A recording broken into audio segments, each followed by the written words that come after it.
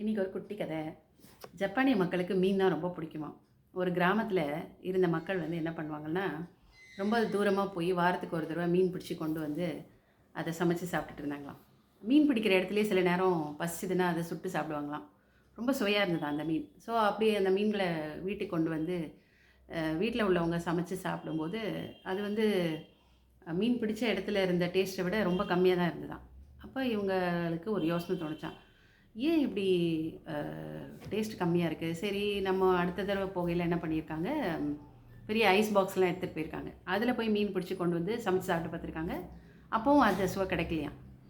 அப்போது ஒரு வேளை அந்த கடல் தண்ணி தான் வந்து காரணம் போல இருக்குன்னு சொல்லிட்டு அந்த கடல் தண்ணியை எடுத்துகிட்டு வந்து ஒரு ட்ரம்மில் போட்டு அதுக்கப்புறம் அந்த மீனை அதில் போட்டு அதுக்கப்புறம் 2 நாள் கழித்து சமைச்சு சாப்பிட்ருக்காங்க.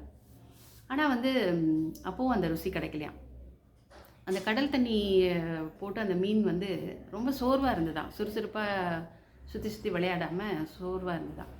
அப்போ தான் வந்து சரி, இவங்க என்ன பண்ணியிருக்காங்க, அடுத்த தடவை வந்து என்ன பண்ணியிருக்காங்க, அந்த கடல் தண்ணியும் எடுத்துகிட்டு வந்துட்டு அட் த சேம் டைம் அந்த சின்ன மீன்களையும் பிடிச்சாங்களாம். அது இல்லாமல் ஒரு பெரிய மீனையும் பிடிச்சி எடுத்துகிட்டு வந்தாங்களாம்.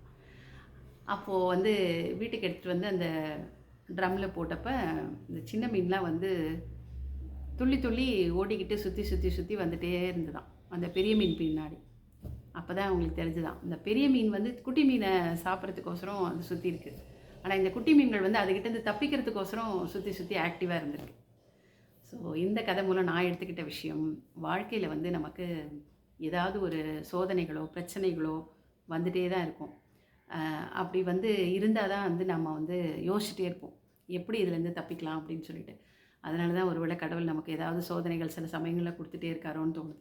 ஸோ நம்ம அந்த மாதிரி சோதனைகள்லேருந்து மீண்டு வரத்துக்கு நம்ம வந்து யோசனை பண்ணிகிட்டே இருப்போம், இதுலேருந்து எப்படி நம்ம மீண்டு வரலாம். சோதனைகளும் சோகங்களும் துன்பங்களும் இல்லைன்னா வாழ்க்கை வந்து சுவையாக இருக்காது அப்படிங்கிற விஷயத்த நான் தெரிஞ்சுக்கிட்டேன். தேங்க்யூ.